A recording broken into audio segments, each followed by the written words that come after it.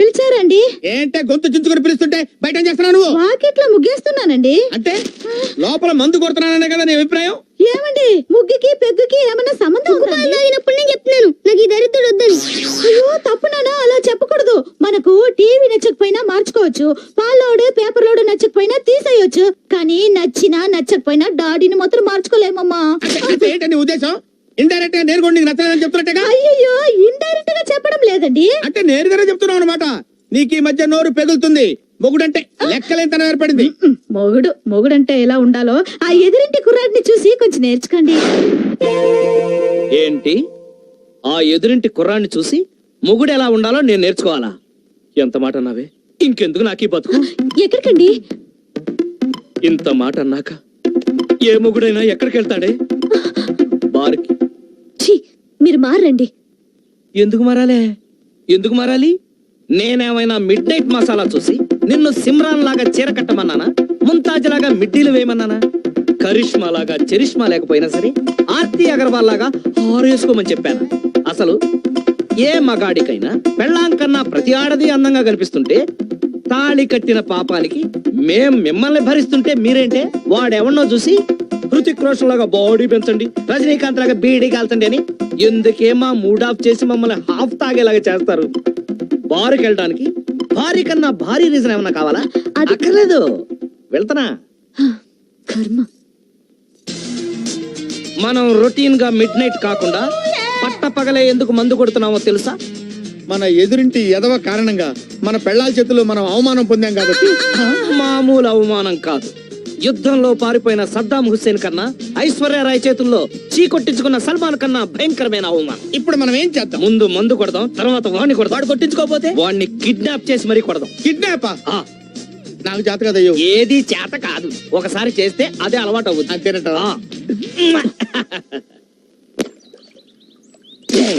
నే కడిగేస్తే తలతలలాడేనండి, యా నే తుడిచేస్తే మిలమిల మెరిసేనండి, యా నే విసిలేస్తే ఆంధ్ర సోడా బుడ్డి. వీడిన చందు అంటే అవునల్డు. తలతల్లాడే నలుపుకి మిలమిల మెరిసే మెరుపుకి చందు వాషింగ్ సర్వీసెస్. అదా ఏం చేస్తున్నాడు రా? పెళ్ళాం స్కూటీ తుడుచుకుంటున్నాడు. లేదు, దేనికి?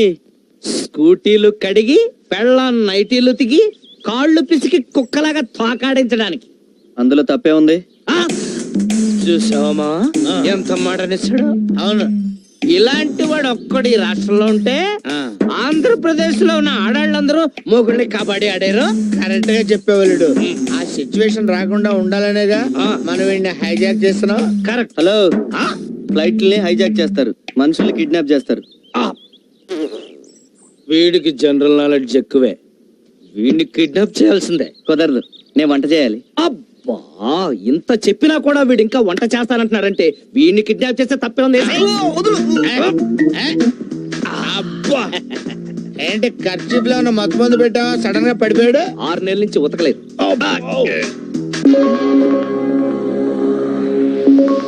నేను ఎక్కడున్నాను? నన్ను కిడ్నాప్ చేసిన లేరి? మీరెవరు మహానుభావా? పిచ్చివాడు, నేను శ్రీకృష్ణుడు. నేను అర్జునుణ్ణి. ఏ, నాతో మీకు పనేంటి? ఎందుకు తీసుకొచ్చారు? నీకు పరిపూర్ణమైన సంసార జ్ఞానాన్ని బోధించడానికి. సరిగ్గా విను. నేను విన్నా. ఈడికి ఇలా చెప్తే వినడలుడు. ఏ చేయమంటావా? ఆగు అర్జున. రీసెంట్ గా మ్యారేజ్ అయింది. తగలరాని చోట తగిలితే ప్రాబ్లం. అయితే ఓకే. చూడు మూర్ఖ, భార్య అంటే ఎవరు? బంతి. భర్త అంటే ఎవరు? బ్యాట్. బ్యాట్ ఎప్పుడు బంతిని కొడుతుంది. అలాగే భర్త ఎప్పుడు భార్యను కొట్టాలి. ఇది చాలా అన్యాయం. అన్యాయం అంటే సరిపోద్దా? మేక మటన్ అవుతా, కోడి చికెన్ అవుతా? ఆహా అర్జున, నీ లాజిక్ సూపర్. అందుకే అనుభవం మీద చెబుతున్నాం, విను.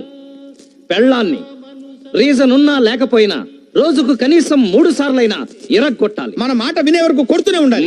మనమే పెళ్ళాల మాట వింటే ఫ్లూటుచుకుని డొక్కలో పొడుస్తాను. చూడు,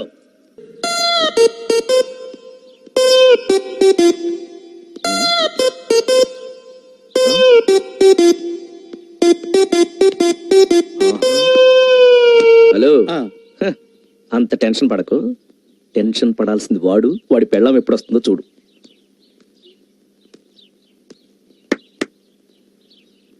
ఉమ్, ఉమ్, ఉమ్, ఉమ్.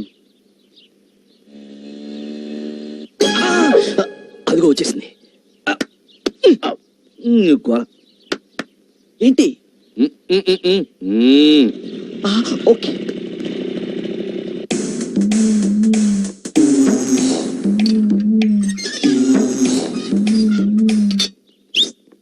ఆగే.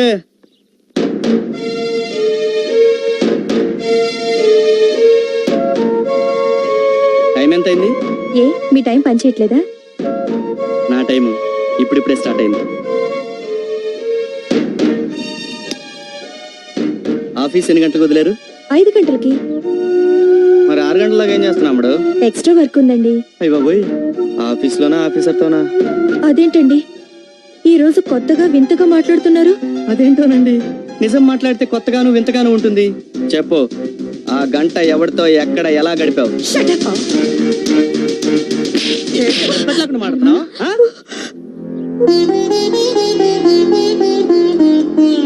మొగుడుతో ఎలా మాట్లాడాలో నేర్చుకో. అమ్మో, మన పెళ్ళాలి. ముఖం అనేది ఉన్నది ఎక్స్ప్రెషన్ ఇవ్వడానికి. 5 గంటలకు ఆఫీస్ వదిలితే 5:05కి ఇంట్లో ఉండి మొగుడికి సేవ చేయాలి. మొగుడంటే భయం లేకుండా వస్తున్నావు. ఆ విధంగా జరిగిందనమాట.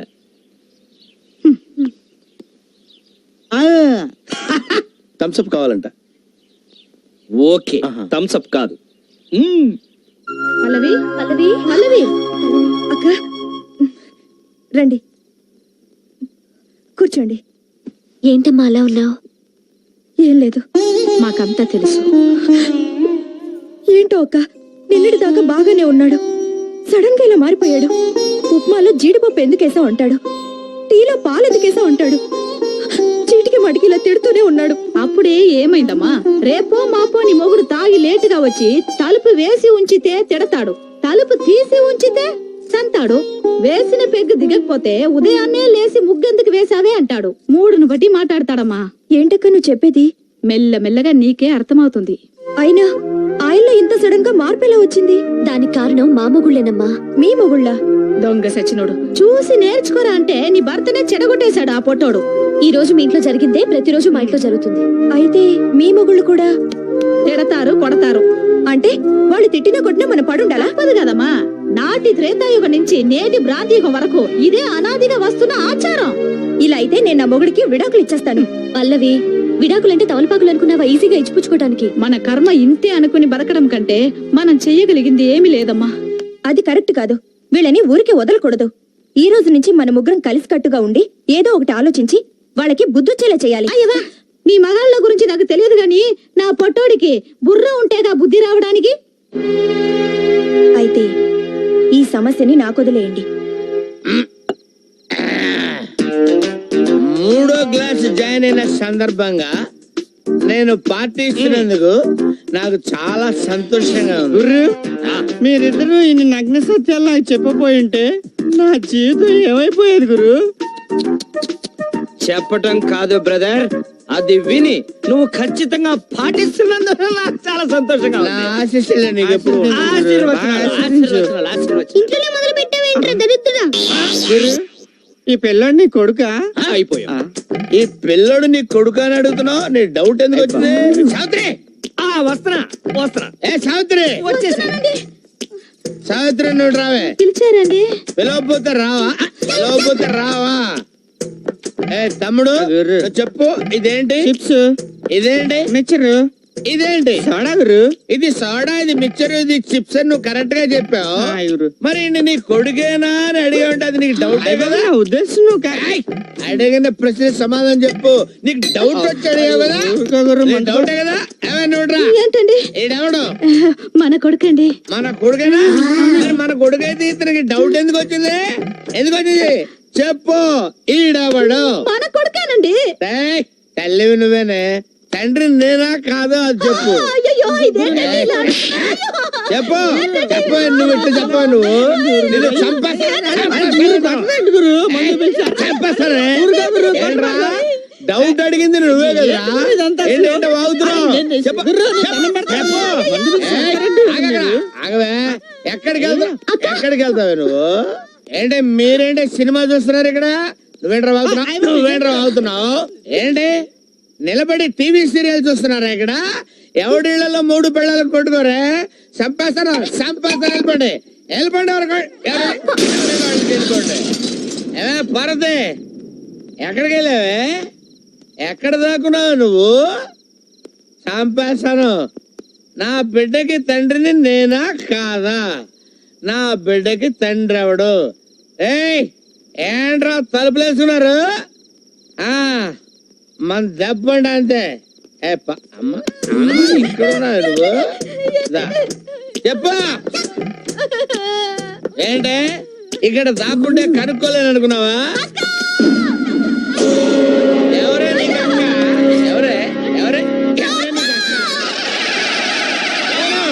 ఎవరే నీకు అక్క?